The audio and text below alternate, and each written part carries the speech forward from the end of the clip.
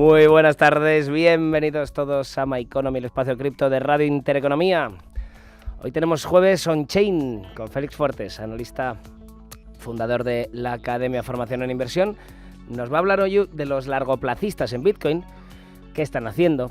Veremos las métricas gráficas on-chain de los holders de Bitcoin, cómo se comportan ante el inminente halving que tenemos el día 20, no queda nada ya.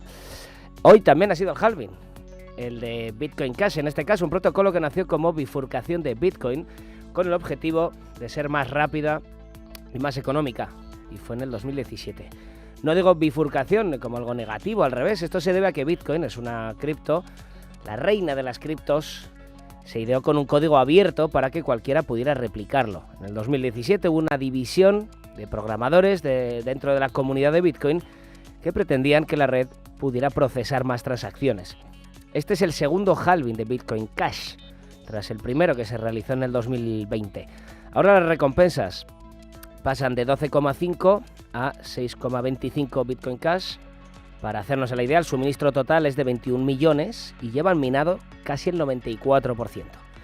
El halving de Bitcoin, que será el 19 o 20 de abril, como os decía, es en nada, pero lo interesante que coincidan ambos es que muchos de los equipos que se usan, los hierros que se usan para minar Bitcoins, podrían ahora mismo quedarse obsoletos y pasar a minar Bitcoin Cash. El hash rate del Cash es más bajo y usa el mismo algoritmo de minado. Esta es la razón por la que los mismos equipos podrían valer. Bitcoin Cash realiza actualizaciones constantes. La próxima se dará en mayo. Se trata de Jessica, la Jessie. Busca alterar el tamaño de cada bloque, que su límite cambie según el uso de la red. El precio de Bitcoin Cash, ahora lo vemos en pantallas, ahora os cuento un poco más, pero ha aumentado un 150% casi en los últimos 3 meses y en los últimos 30 días casi un 24%. Otro temita, hoy podemos leer en Bolsamanía: el Bitcoin no levanta cabeza y el mercado mira con preocupación a Powell y a la Fed. El Bitcoin está en $66.409. Comentan que tras 2 semanas imparables, la cripto reina ha caído un 10% desde su máximo histórico de los $73.500. Tampoco es que haya perdido, es un 10%. Pero bueno, no diría yo, no levanta cabeza. Entre las razones hablan de un menor impulso de los ETFs de Bitcoin al contado. Han visto cómo su ritmo de entrada se frenaba un poco. Los flujos diarios de entradas y salidas están en un punto muerto, dicen. Citan a CoinShares. La última semana, dicen, los fondos de Bitcoin registraron entradas netas por valor de $865 millones, aunque en la anterior perdieron 904. La actividad ha caído un tercio desde el máximo de hace 3 semanas. Sobre la Fed también destacan que Powell podría cambiar la hoja de ruta y ante unos datos macro peores de lo esperado. Ahora le preguntaremos sobre todo esto a Félix. Antes, vamos a repasar un poquito la prensa cripto de la jornada. My Economy News.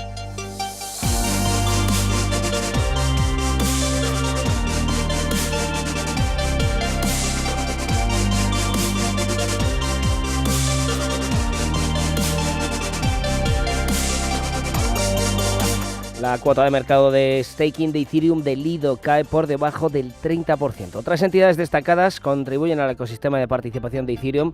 Son, por ejemplo, el exchange Coinbase, lleva un 14%, el otro exchange Binance, casi un 4%, o la plataforma de participación Ethereum Kiln, un 3,5%.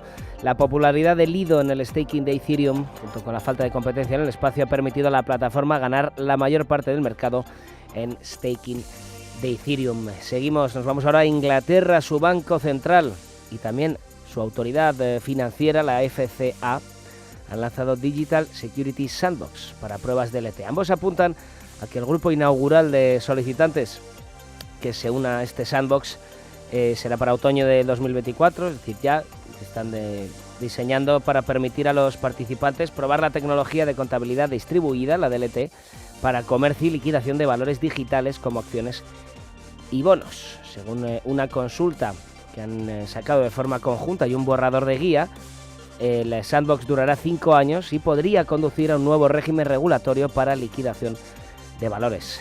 Nos vamos ahora a bancos. Morgan Stanley quiere convertirse en el primer banco ETF de Bitcoin y quiere hacerlo antes que su competidor UBS. Esto según el experto cripto Andrew Abacus.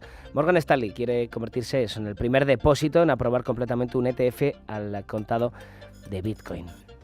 Google, San Google, analiza las funciones de búsqueda de inteligencia artificial, de pago y explora un modelo de suscripción. En el informe, para tranquilizarnos, añaden que el motor de búsqueda tradicional, el de Google de toda la vida, seguirá siendo gratuito, que los anuncios seguirán apareciendo junto a los resultados de búsqueda incluso para suscriptores. Google ahora depende evidentemente principalmente de la publicidad para su monetización. La empresa ya ofrece varios planes como el asistente Gemini de inteligencia artificial en Gmail o en Docs. Sin embargo, estas suscripciones actualmente no mejoran la experiencia en la búsqueda como tal, que es lo que quieren hacer ahora. El principal producto de la empresa, ya sabemos, ese buscador gratuito desde su lanzamiento a principios de los 2000. Y el gobierno de Estados Unidos compromete 3,6 millones de dólares para abordar la escasez de habilidades en ciberseguridad. Los acuerdos de cooperación serán un esfuerzo multisectorial, supervisados por NICE, la asociación entre gobierno, mundo académico y entidades privadas. Y terminamos, nos quedan dos, perdón. La SEC ha solicitado comentarios sobre las solicitudes de ETFs de Ethereum al contado.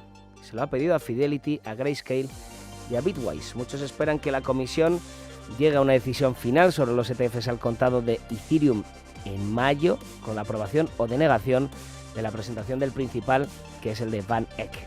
Y ahora sí terminamos con esto. Una filial de Old Alliance extrajo 105 bitcoins en el mes de marzo de 2024. Las actividades de extracción en el pasado mes sugieren una tasa de extracción anual estimada en aproximadamente 82 millones de dólares, una estimación que asume el Bitcoin en 65.000 dólares. Ahora mismo está $1.000 por encima. 2:13 de la tarde, 1:13 en las Islas Canarias. Vamos a echar un vistazo ahora a las pantallas.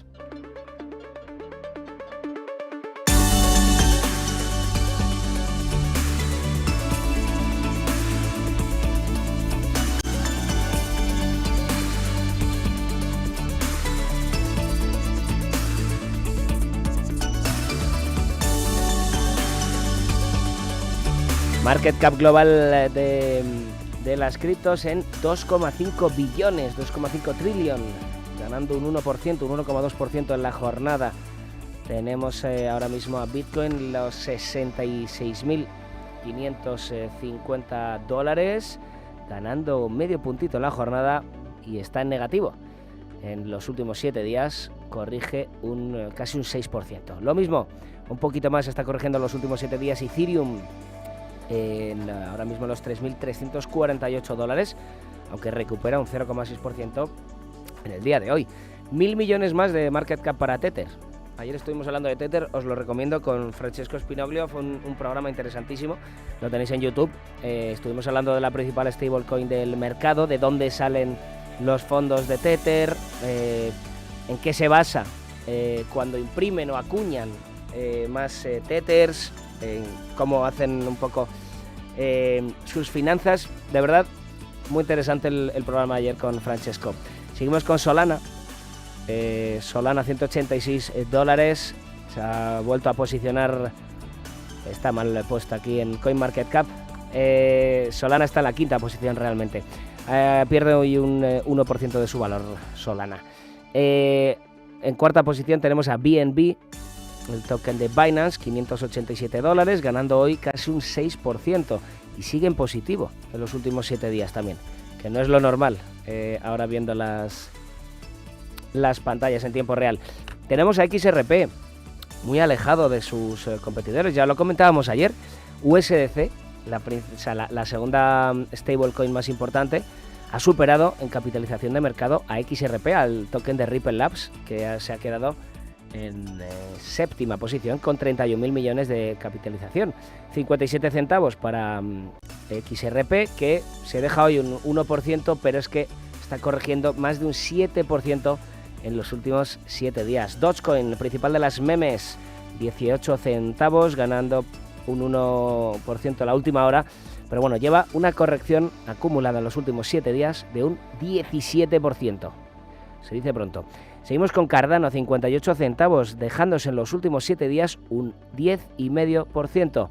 Hoy corrige solo medio puntito. Avalanche ahora mismo en los $47, corrigiendo un 13% en los últimos 7 días. Se deja hoy un 0,3%. Toncoin, $5 exactos, con 0,6%. El de los pocos también que está en positivo en los últimos 7 días. Shiba, perdiendo un 17% de su valor en los últimos 7 días. Polkadot, $8,49, se deja un 11% en los últimos 7 días. Y ojo, que aquí cambia el color. Bitcoin Cash, cuyo halving ha sido hoy, $648, gana en el día de hoy un 7% y lleva un acumulado en los últimos 7 días de un 13,5%, cosa que no está pasando en el entorno general de las criptomonedas. Ahora le preguntamos a Félix, vamos ya con el análisis on-chain.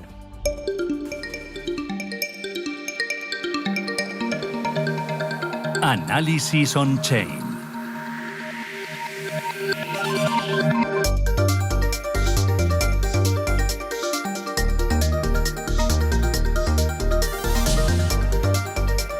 Saludamos ya a Félix Fuertes, de la Academia Formación en Inversión. Muy buenas tardes. Muy buenas tardes, Pedro, ¿cómo estás? ¿Qué tal? ¿Cómo ha ido la Encantado semana? de escucharte. Pues bueno, muy bien, tranquila, la verdad, aburrida. Uh-huh. Eso no te mola, ¿verdad?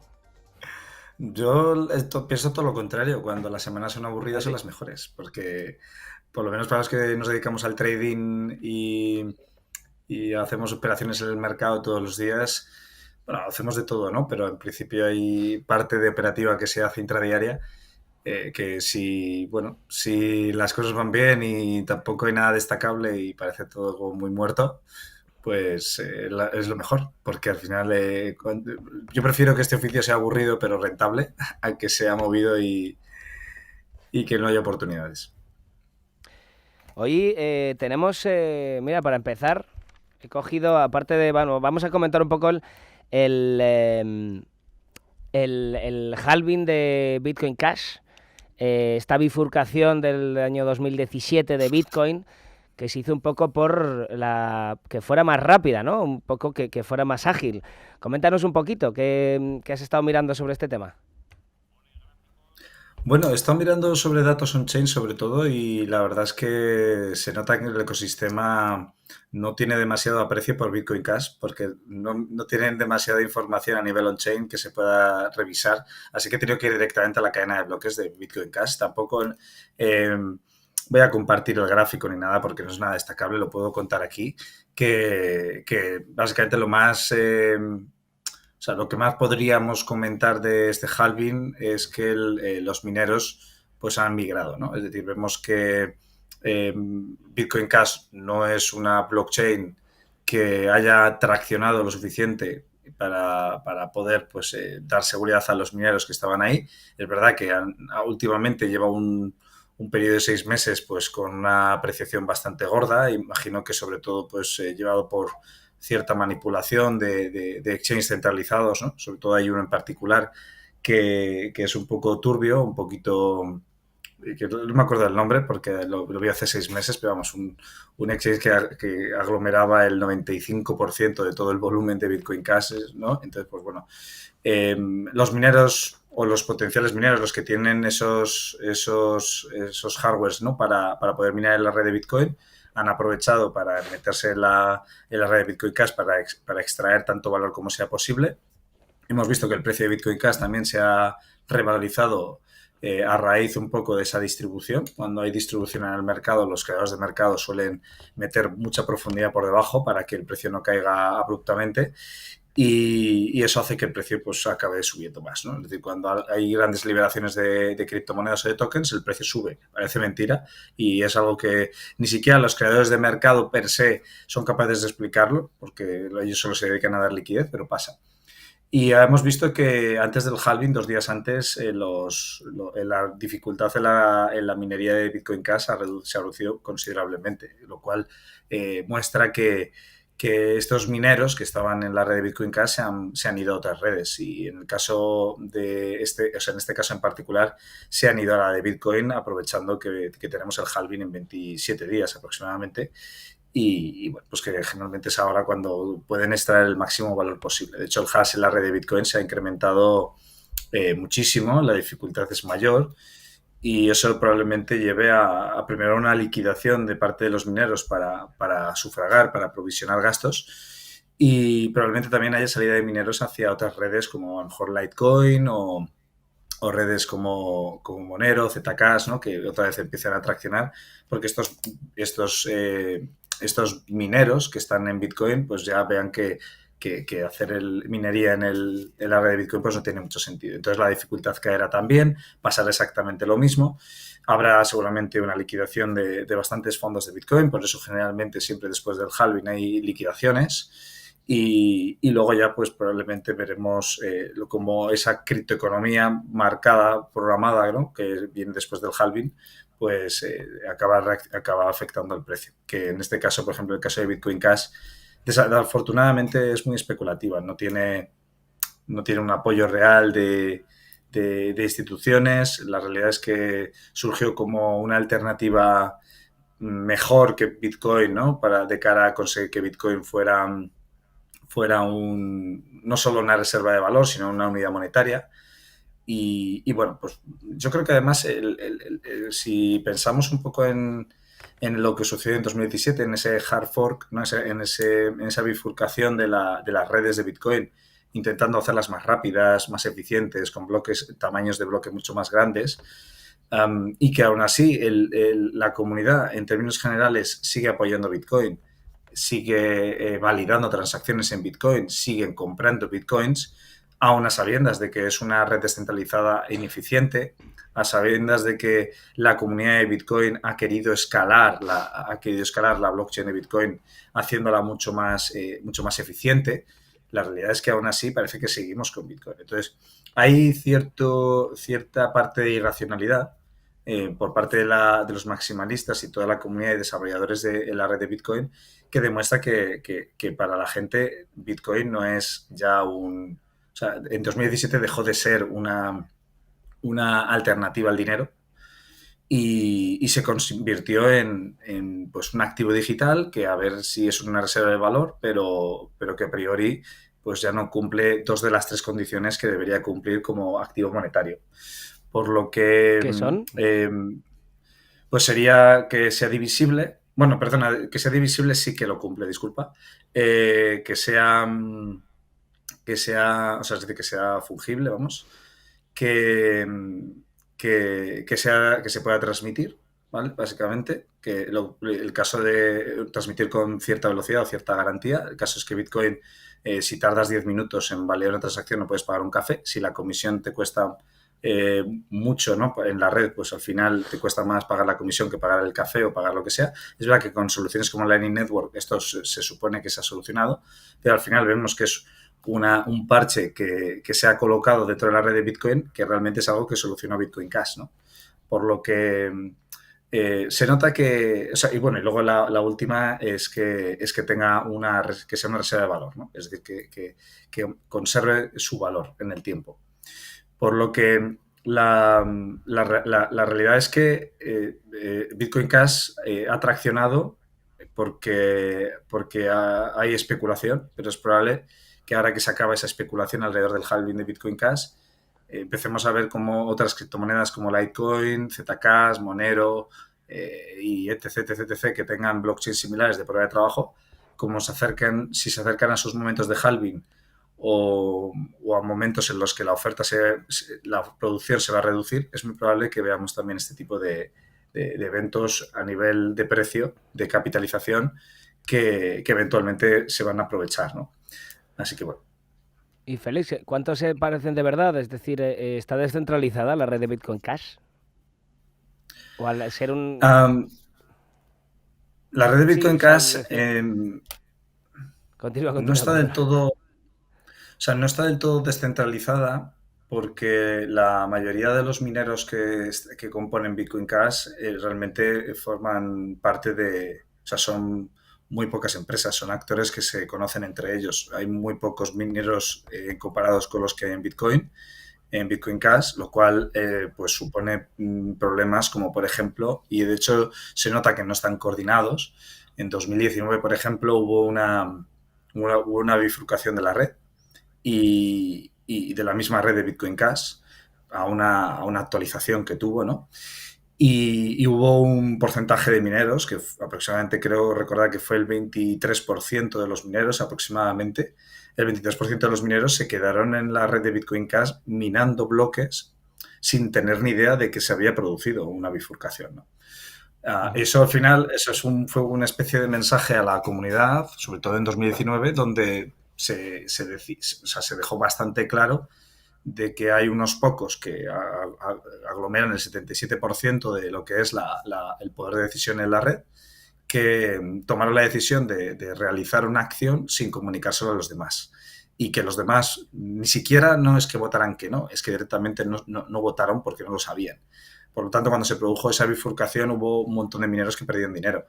Con ese tipo de incentivos, esa falta de comunicación y de coordinación, al final hace que una blockchain no tenga sentido, es decir, no progrese y los mineros, los individuos que se metan en esa blockchain no tienen o sea, realmente no se sienten incentivados para entrar ahí porque en cualquier momento puede pasar cosas como estas, ¿no? Y que haya muy pocos mineros, o sea, muy pocos agentes gestionando una cantidad de mineros determinada, pero que al final esa acumulación pues lleva a que realmente la descentralización en la red no sea real, ¿no? Por eso Bitcoin Cash, y de hecho yo quiero también matizar una cosa, es decir, Bitcoin Cash, la red de Bitcoin Cash no es mala por sí, es decir, o sea, no porque esté centralizada, entonces es una criptomoneda que no pueda ser adoptada ni que la tecnología blockchain no tenga sentido, ¿no? La tecnología, que es esa actualización de ese fork, ¿no?, de Bitcoin con esas actualizaciones en el tamaño de bloques. Simplemente que la comunidad no ha querido darle apoyo. Y como los mineros solo se meten para especular, no porque realmente crean y tengan convicción en el proyecto de Bitcoin Cash, pues pasa que al final se acaba centralizando en los pequeños agentes o en aquellas personas que sí que creen que el proyecto tiene sentido, pero que al final no crece, ¿no? Y cuando no hay crecimiento, ya sabemos que cuando una empresa se estanca, generalmente no tiene mucho sentido invertirla, ¿vale? Es decir, no tiene mucho sentido apostar por ella y eso es lo que pasa eso es lo que está pasando con lo que es la red de mineros en general, ¿no? Que sus incentivos no les llevan a meterse dentro de la red de Bitcoin Cash o incluso que ya antes del halving ya se hayan salido, porque se han salido un 30% de los mineros, ¿no?, de la red y eso me parece una barbaridad. Yo no he visto redes donde de repente se salga el 30%, ¿no? O sea, me parece que es muy especulativo. Luego también hay un punto muy importante y es que la seguridad en la red, es decir, ese ataque del 51%, puede ser un ataque del 51%, es decir, se pueden cambiar las reglas en la red y se puede hacer siempre de una manera maravillosa. Es decir, o sea, me refiero que siempre puede ser muy beneficiosa para la red. Pero los maximalistas de Bitcoin, los que realmente creen en que Bitcoin y la blockchain de Bitcoin es una alternativa real para intercambiar dinero y para poder guardar o proteger tu patrimonio, creen que realmente blockchains como la de Bitcoin Cash, pues no, aunque realmente ese 77% de mineros tengan buenas intenciones siempre, no creen en ellos, no creen que realmente sus intenciones vayan a ser buenas para toda la vida o que las decisiones que vayan a tomar vayan a ser las mejores decisiones o las que el resto realmente querrían que se tomaran.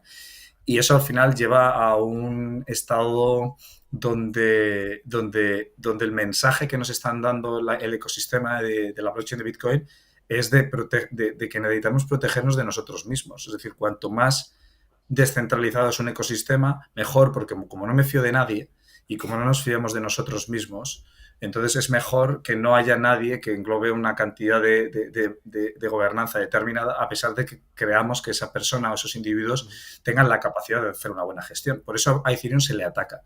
Es Es decir, a Ethereum, los maximalistas de Bitcoin atacan a Ethereum por la centralización de la fundación, porque al final dicen, es que aquí Ethereum hace o actualiza lo que dice Vitalik o lo que dicen los demás.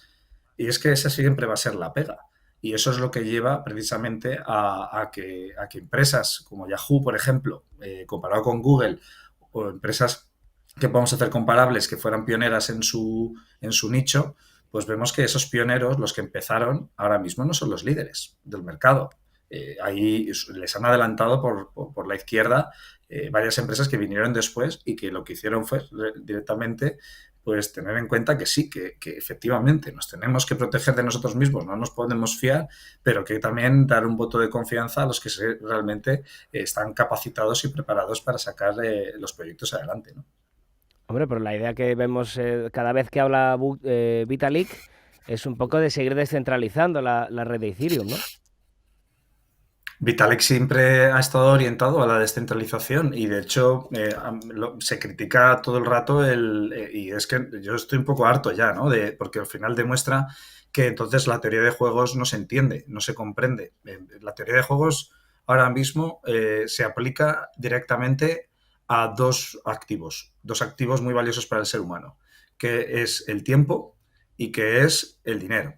Y desafortunadamente, y quien diga, no, el dinero, los billetes, no, el dinero puede ser oro, por ejemplo. Pero vamos, lo que es esa unidad que nos ayuda a medir el intercambio de bienes y servicios.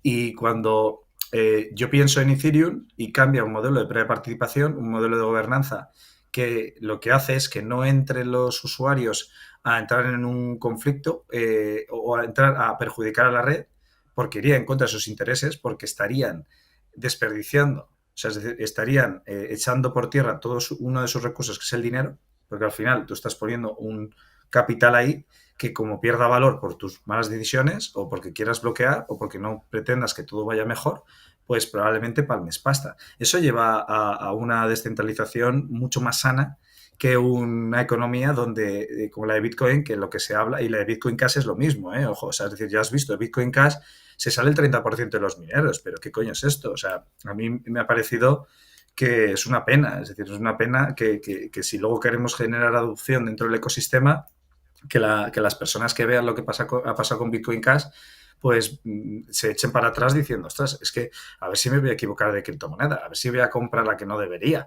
Necesitamos formación, por supuesto, pero aún así muchas veces lleva a este tipo de situaciones donde los maximalistas de Bitcoin defienden que la prueba de trabajo es un modelo meritocrático, un modelo muy capitalista, que bueno, realmente no lo dice. Ellos, o sea, a mí me hace gracia porque al final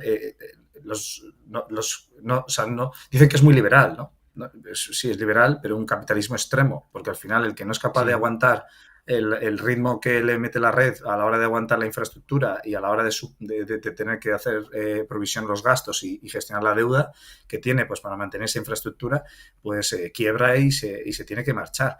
Ese sistema a mí me parece que tiene los días contados, que es demasiado, o sea, es decir, que genera burbujas fuertes y que precisamente yo creo que hemos tenido ciclos tan fuertes de subidas y de bajadas en Bitcoin precisamente por este sistema tan extremo, tan capitalista, que no tiene demasiado sentido porque no es consistente del tiempo. Por lo que, volviendo un poco a lo anterior, ¿no? Es decir, todo depende de los incentivos de la red y debería el ecosistema abrir la mente y decir, ostras, pues no es mala idea o no es mal planteamiento confiar a lo mejor en Bitcoin Cash, que tiene una tecnología pues unas cuantas modificaciones que mejoran lo que es la escalabilidad de las transacciones en la red y que vamos a apoyarla también porque obviamente están haciendo un trabajo que es igual de bueno que el de Bitcoin, pero no lo hacen por ese motivo, ¿no? Antes de pasar al on-chain, te hago una preguntilla rápida, porque es que en el capítulo que estuvimos aquí hace un par de semanas, estábamos hablando también el primer día de Dencun, acuérdate, Félix. Tenemos aquí un comentario que nos pusieron Jesús Vidal Navarro, pregunta para Félix. Se dice que Estados Unidos, yo ya me sé tu respuesta, se dice que Estados Unidos y Europa tienen testadas sus CBDC con XRP con Ripple. ¿Crees, Félix, que XRP será caballo ganador y perfecto para una cartera diversificada? Bueno, hay un montón de historias mías, ¿no?, en mis perfiles de redes sociales hablando de XRP. Sí, El sí, problema de puedes serlo. XRP, el problema de XRP es que tiene un nivel de oferta muy alta. Lo que es la empresa centralizada, la empresa de Ripple Labs, tiene una tesorería gigantesca de XRPs que van liquidando, y que la realidad es que XRP no representa el valor de la red. Es decir, tener XRP en cartera no significa que vayamos a formar parte de los dividendos de la empresa, de Ripple Labs. Por tanto, realmente no hay incentivos, no existen esos incentivos. El hecho de que las CBDCs se hayan testado en la red de Ripple, o sea, el hecho de que se haya utilizado la tecnología de Ripple para poder testar las CBDCs es solo porque el sistema bancario americano y el sistema bancario europeo y asiático, es decir, hay una serie, la última vez que lo leí eran 23 grandes bancos a nivel global. La verdad es que no sé si se ha incrementado la lista o no, la verdad, porque no le he dado seguimiento, pero ya están utilizando la red de Ripple como alternativa, porque también es complementaria a la SWIFT. Por tanto, el Banco Central, quien entienda un poco cómo se mueve, o sea, cómo funciona el sistema de inyección de liquidez por parte de los bancos centrales no inyectan liquidez y va directamente a las cuentas de las personas. Entonces, el Banco Central, cuando inyecta liquidez, va a los bancos comerciales, al sistema bancario, para darles liquidez a ellos para que sus ratios de liquidez se mantengan, sus ratios sí, los ratios mínimos de liquidez que tienen que mantener. Y entre los mismos bancos van moviendo esa liquidez, que al final es la que ha impreso en la Reserva Federal. Y eso es un préstamo, realmente es una especie de, es un préstamo que se le hace a esos bancos, que esos bancos eventualmente tendrán que devolver con una fecha de expiración o cuando la Fed decida recomprar ese préstamo, ¿no? Entonces, por supuesto, están utilizando la red de Ripple porque es la red en un entorno de activos digitales que ya están usando los bancos comerciales. De hecho, ya lo hablamos en su momento, Ujú. pero mira, ayer, por ejemplo, Pedro, me hice una transferencia a una cuenta en Portugal a través de la red de Ripple desde mi cuenta española. Es decir, yo tengo una cuenta en el Deutsche Bank y ayer me dijeron, ¿quieres la transferencia que normal, banco Swift, o quieres la transferencia en 15 segundos? Y le dije, en 15 segundos. ¿Y te Y la ponía de que era 15 de segundos... Ripple? No, a ver, yo sé que es de Ripple porque, Claro, claro, pero es interesante, ¿no? ¿Por qué no lo ponen el nombre, por qué no ponen el nombre ahí tam- directamente? tampoco te dicen que que tarda 2 o 3 días sea Swift o SEPA, ¿sabes? No te lo Ah, dicen. bueno, ya, vale. Simplemente Claro, es que Swift sí yo creo que que se son... suele ver más, ¿no? Swift sí Pero que lo Swift es más tenemos que todos nada un porque poco en la cabeza, más es normalizado. más porque te pidan el código Mm. y ya está, ¿sabes? Pero no es necesario en el caso de Ripple, ¿no? Entonces, además la transacción fue sin coste, es decir, mandé un dinero que exactamente la misma cantidad, o sea, no me cobraron nada, llegó en 15 segundos a mi cuenta bancaria en Portugal. O sea, está claro que al final es un sistema que les funciona muy bien, que lo van a utilizar y por tanto yo creo que de hecho, y voy a ir un poquito más allá, creo que si la Reserva Federal entra, o sea, al final acaba lanzando la CBC y, por supuesto Europa y otros países, Ripple no le va a quedar más remedio, es decir, va a tener una presión brutal de sacar el XRP de circulación, 100%, porque no tiene ninguna lógica. Es decir, ya los bancos comerciales pueden presionar para retirar el XRP, pero ya una entidad central que gobierna a nivel de política monetaria, que ya es el de gobierno, ¿vale? Es decir, el gobierno del país no quiere tampoco tener competencia. Es decir, si tú estás ofreciendo XRP y yo emito mi moneda estable, mi stablecoin, mi CBDC, me estás haciendo la competencia. Y eso es un delito, al menos en España, o sea, perdón, en Estados Unidos es un delito federal. Hay gente que ha emitido monedas centralizadas, respaldadas con oro, todo fantástico, han emitido dinero digital, que lo que pasa es que lo hicieron de manera centralizada, recibiendo depósitos de plata, de oro, de diferentes activos con los que garantizaban ese dinero, y al final la Reserva Federal les denunció y les han caído penas de cárcel y les han cerrado los chiringuitos. ¿Por qué? Porque hay un código, o sea, hay un artículo en el Código Penal americano en el cual nadie puede hacerle la competencia a la Reserva Federal en emisión de dinero. Ahora sí que vamos con el on-chain. Querías hablarnos hoy de de lo que están haciendo los largoplacistas, los holders de Bitcoin. Cuéntanos un poquito. Sí, bueno, a ver, a mí me gustaría destacar varias hipótesis, ¿vale? Para lo que se nos viene. Porque, por ejemplo, estabas comentando, Pedro, bueno, que se estaba ya, no sé qué medio de comunicación ha sido, que decía que ya este Bitcoin había caído un montón y bueno, toda la historia esta que al final es para intentar meter más miedo, ¿no? Bolsa Manía que decía, el Bitcoin no Bolsa levanta manía. cabeza, que me he quedado un poco como, a ver, bueno, Parece mentira que yo no yo levanta soy cabeza. redactor. Yo Perdón, escribo, perdón. yo escribo, yo escribo No te quería artículos yo en meter Bolsa en líos, Manía. Félix. No sé, pues No, hombre, pero me siempre llama la prefiero atención. citar a los medios, que me parece siempre mucho mejor que dejarlo ahí un poco en el aire. Sí, no, me parece bien. Bueno, al final es todo clickbait, Pedro, ya lo sabes. Mira, yo lo que quiero destacar a toda la audiencia es que el precio de Bitcoin y el precio de las criptomonedas funcionan en base a tres factores, ¿no? Es decir, cuando veamos caídas de los precios o subidas de los precios, tenemos que tener en cuenta a tres agentes diferentes. Primero tenemos que tener en cuenta el dólar. Es decir, el dólar, si tiene una demanda grande, pues va seguramente a devaluar a Bitcoin, ¿vale? Porque al final, pues oye, por mucho que haya cierta acumulación del precio de Bitcoin, la realidad es que el dólar se está apreciando más porque tiene más demanda.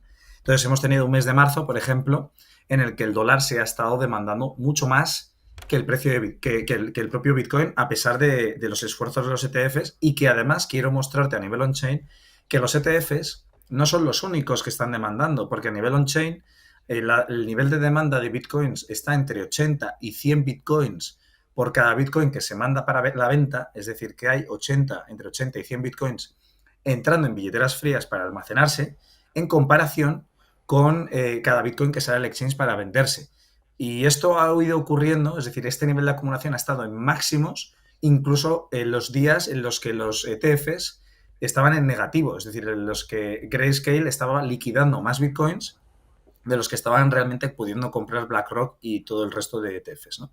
Por lo que hay muchos más agentes, hay un ecosistema mucho más grande dentro de lo que es el ecosistema de Bitcoin, que, bueno, os lo estoy enseñando aquí en la métrica, que realmente están demandando, es decir, están demandando Bitcoins y, por tanto, si nos vamos al precio como tal, realmente está en un entorno lateral, es decir, nosotros, si sabemos interpretar bien los precios, el precio de un activo cualquiera, si realmente ese activo estuviera en una situación donde se pierde la convicción, donde como los ETFs ya no están demandando tanto porque están un poquito flojos, porque parece que Bitcoin ya ha perdido tracción, que puede ser, ojo, yo no soy ningún gurú, es decir, yo yo solo cojo la información que me da el mercado. Y yo con esa información digo, oye, mirad, es que ahora mismo, por lo menos con la información que tengo, esto no es verdad. Es decir, Bitcoin no está flojito. Es decir, Bitcoin se ha estado demandando. Hay un nivel de acumulación grande. Lo que pasa es que hemos tenido un mes de marzo donde el dólar se ha apreciado más. ¿Y por qué el dólar se ha apreciado más? Primero, porque la Reserva Federal, sobre todo en el sumario de proyecciones económicas, parece que ya hay una dualidad entre los miembros de la Fed entre si bajar 3 veces los tipos de interés o bajar los 2. Y esto ya está empezando a llevar sobre todo al mercado de futuros, que es el segundo agente que afecta al precio de Bitcoin, está llevando al mercado de futuros a tener muchísima incertidumbre y muchísimas dudas sobre realmente qué hacer con el dólar, porque, ostras, si es muy probable que la Fed ahora parece que cambien de opinión y ahora solo lo bajen 2 veces los tipos, a pesar de que nos han estado diciendo durante meses de que los van a bajar y probablemente los van a bajar en 3 recortes, y de hecho en el sumario de diciembre decían que lo iban a bajar en 3 recortes, pues oye, voy a empezar a voy a empezar a demandar dólar de nuevo y se lo voy a empezar a prestar al gobierno de Estados Unidos, porque si los tipos de interés se van a mantener más tiempo elevados, el arbitraje que yo voy a poder sacarle a los tipos de interés con otros bancos centrales va a seguir siendo alto y probablemente perdure en el tiempo. Por tanto, la inversión de la curva, esa rentabilidad que están teniendo los bonos a 2 años, está siendo o está continuando, permanece superior a la rentabilidad que está dando el bono a 10 años en Estados Unidos. Entonces, ¿qué pasa? Que si yo me voy a ver el precio de Bitcoin, lo que veo es que a pesar de esta fortaleza del dólar, esta demanda de dólar, que el índice de dólar se ha llegado a apreciar hasta cerca de un 2% en el mes, que esto es una barbaridad. Es decir, quienes estén involucrados en el mundo del mercado de divisas, como estoy yo involucrado, sabrán que la volatilidad implícita de una divisa como el dólar es del 8% en un año. Y estamos hablando de que se ha movido un 2% en un mes, ¿vale? Por lo que la volatilidad implícita es la volatilidad esperada, ¿no? Por lo que, si nos vamos realmente a ver el precio de Bitcoin ha aguantado como un campeón. Y de hecho está marcando una estructura que es una estructura que, si ya nos ponemos un poco técnicos, es una estructura de continuación de tendencia. Es decir, es una cuña que generalmente se marca en tendencias alcistas, que generalmente deriva de cierta incertidumbre, y el mercado lo que está esperando es que haya cierta decisión en la compra de nuevo. Pero esa decisión en la compra puede derivar en debilidad del dólar, ¿vale? Es decir, que podría ser que el precio de Bitcoin no es que se demande como tal, sino que el dólar continúe otra vez su tendencia a la baja. Y esto pueda ir derivado de que la economía americana sigue estando muy fuerte, de que los PMI salieron muy bien ayer y antes de ayer, y es decir, esas expectativas, esa confianza por parte de los gestores de compras, y probablemente pues lleve a que el usuario medio decida no estar en dólar y no invertir en renta fija, porque al final es que tienen los días contados, ¿no? Entonces, ¿qué pasa? Que Bitcoin lo ha hecho muy bien. Segundo, hay un segundo contra el dólar, ¿no? Me refiero, ¿no? En relación a esa enorme demanda que ha tenido el dólar, a pesar, lo ha hecho muy bien, ¿vale? Es decir, se ha mantenido en un rango por encima de los máximos históricos del 2021. Luego, hay que destacar el mercado de futuros, ¿vale? El mercado de futuros, que es los segundos agentes, el segundo agente que más impacta en el precio, ¿vale?, de Bitcoin, se han desapalancado y se han vuelto a desapalancar otra vez en unos 4.000 millones de nuevo, ¿vale?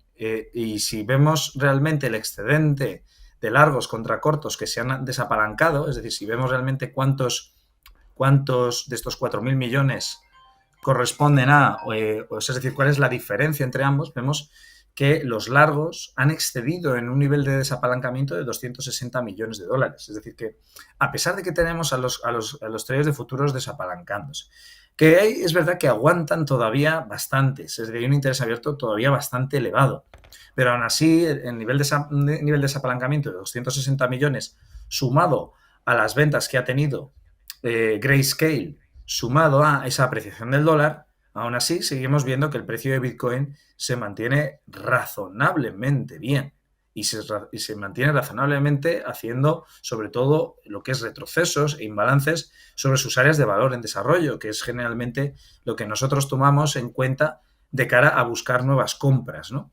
Es decir, que no hay ninguna confirmación de tendencia bajista. De hecho, la confirmación de que Bitcoin realmente pueda recoger su tendencia bajista tendría que ser brutal, es decir, tendría que caer a los 55, 56 mil dólares para luego retornar a los 61, 62 y luego volver otra vez a los 55, 56. Si eso ocurriera, si ese patrón de movimiento del precio ocurriera, entonces yo ya tendría información para determinar de que los traders de futuros podrían presionar más el precio, estos segundos agentes. Lo que pasa es que, ¿cómo podemos salir de dudas? ¿Cómo podemos saber si realmente los traders de futuros podrían llegar a presionar el precio o no? Lo sabemos viendo el interés que están pagando, el tipo de interés, el swap que pagan todos los días. Y ahora mismo el swap que pagan es muy bajo. Están pagando aproximadamente un 7% al año. Un 7%, teniendo en cuenta que la volatilidad esperada de Bitcoin es del 120%, pues imaginad, un 7% es muy poco. Por lo que el mercado de futuros ahora mismo no está en un momento de estrés, donde sí que lo ha estado, por ejemplo, en esas anteriores subidas, donde sí que se ha puesto el tipo de interés muy alto, se ha puesto interés entre el 70 o el 80%. Así que los traders de futuros ahora mismo, afortunadamente, salvo que entren muy en pérdidas o se pongan muy nerviosos o quieran realmente liquidar porque no quieren seguir esperando, cosa que me parece raro porque tenemos un halving en 27 días, además tenemos una expectativa a través del modelo Stock to Flow de que el precio de Bitcoin realmente cotice entre los 120.000 y 145.000. Entonces, toda esta información no solo la tengo yo, la tiene, o sea, vamos a darnos cuenta de que los traders de futuros son probablemente los especuladores o inversores más sofisticados que existen, porque operar en futuros y mantener tus posiciones de futuros abiertas significa que tienes que tener mucho conocimiento de cómo funcionan las cosas. Por lo que el interés abierto que podamos ver aquí, en realidad, es un interés abierto que probablemente se mantenga elevado porque esperen que realmente el precio de Bitcoin pueda llegar a cotas mucho más elevadas y multiplicar por 2. Eso sería ya el segundo agente, ¿no? El tercer agente son los largoplacistas, ¿vale? Entonces, dentro de los largoplacistas, primero me gustaría destacar a los ETFs, ¿vale? Que los mismos ETFs están teniendo una demanda bastante pobre. Es decir, están cubriendo todo lo que es la emisión de nuevos bitcoins. Ahora mismo, pues la demanda diaria está rondando en una media de entre 400 y 100 millones diarios, ¿vale? Es decir, que, bueno, está bastante bien, pero no son los niveles que hemos llegado a vivir anteriormente durante todo el mes de febrero, donde estábamos en los 600 millones diarios, 400 y pico millones. Entonces, esta demanda de los ETFs da cierta confianza. ¿Y da cierta confianza a quién? Primero, lo que hemos hablado nosotros, Pedro, que es que el hecho de que el ETF, por ejemplo, de BlackRock llegue a los 17.000 millones, que ya lo ha alcanzado, incluso lo superó, ya empieza a captar la atención de ciertos fondos de pensiones, aseguradoras, y entre ellas está el fondo de pensiones de Japón, ¿vale? Del gobierno de Japón. Si os saco un ranking, os enseño el ranking, ¿vale? En el ranking veréis que el fondo de pensiones del gobierno de Japón es el fondo de pensiones o la gestora más grande del mundo. Es decir, BlackRock está en la posición número 30. Es decir, si estábamos nosotros motivados y estábamos animados de que, ostras, BlackRock va a entrar y entonces esto se va al infinito, BlackRock está en la posición número 30. Y sin embargo, el fondo de pensiones del gobierno de Japón dice, oye, probablemente invertamos en Bitcoin y en oro, porque son dos activos que nos parecen interesantes, y vemos que el Banco Central de Japón liberaliza y deja de controlar el rendimiento de la curva de tipos, es decir, que está abierto a que el gobierno de Japón empiece a recibir deuda del exterior, no es que el mismo Banco Central de Japón lo compre, estamos hablando de que hay un cambio de mentalidad en los japoneses y que están empezando a querer hacer lo que hace el resto, lo que hacen los en Occidente, que es empezar a posicionarse en activos de riesgo y dejar la renta fija un poco de lado, que tiene una sobreexposición enorme. Y esto lo puede seguir, lo puede continuar otros fondos de pensiones o fondos de inversión, como el Banco de Inversiones de Noruega, que es la segunda gestora más grande del mundo, pero ya que solo la gestora más grande del mundo quiera entrar y quiera posicionar una parte de su capital y poniendo una asignación de medio punto porcentual, ¿vale? Que sería pues algo residual, la realidad es que estaría ya asignando unos 70, 80 mil millones de dólares de dinero fresco. Y si hemos visto que realmente, por ejemplo, en el caso de Bitcoin, BlackRock solo ha asignado 14.300 millones, o en que entre todos los ETFs han asignado 12.196 millones y el precio de Bitcoin ha llegado hasta donde ha llegado, todo considerando que hay muchos más agentes comprando, por supuesto, estamos hablando de que todavía la demanda de Bitcoin está lejos de acabarse, está muy lejos. Por lo que estos son agentes que son largoplacistas. Y aunque entren como especuladores, realmente su intención es la de conseguir, o sea, la de acumular, la de aguantar sus posiciones en el largo plazo.